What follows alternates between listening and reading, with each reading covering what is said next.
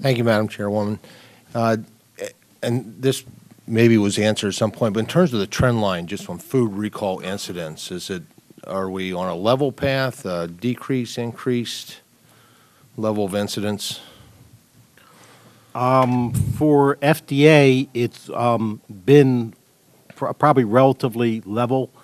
For what we call a Class 1 recall, we've been running around 350 Class 1 recalls for the past several years. Obviously, this recall, for when we look at '09 statistics, will have a tremendous increase.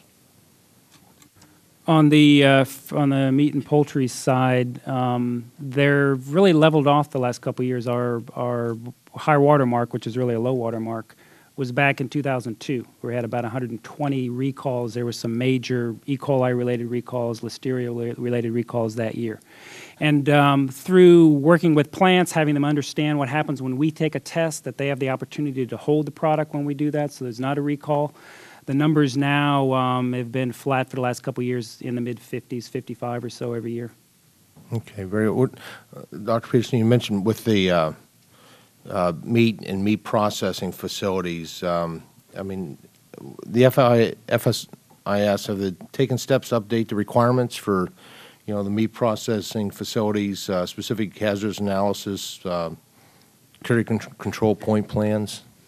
They raise, well, several things. As I mentioned in the opening, the plants are required for meeting the regulatory obligations. But for the small and very small plants, we think we're a good vehicle for them to provide them some information, provide them avenues for information. And so we've have a lot of outreach activity where we go to them, provide them materials that we think can help them update their plans. Sometimes when there's true changes in the system, such as a spike in E. coli that's happened the last really beginning in 2007, the plants are obligated to reassess what they're doing. Do they still have the right controls? Are they working, and are they tracking them correctly? And they do that. But we work with particularly the smalls and very smalls because of their resource limitations to give them the information to be successful, but at the end of the day, it's their obligation to be successful. Okay, thank you. Madam Chairman, we'll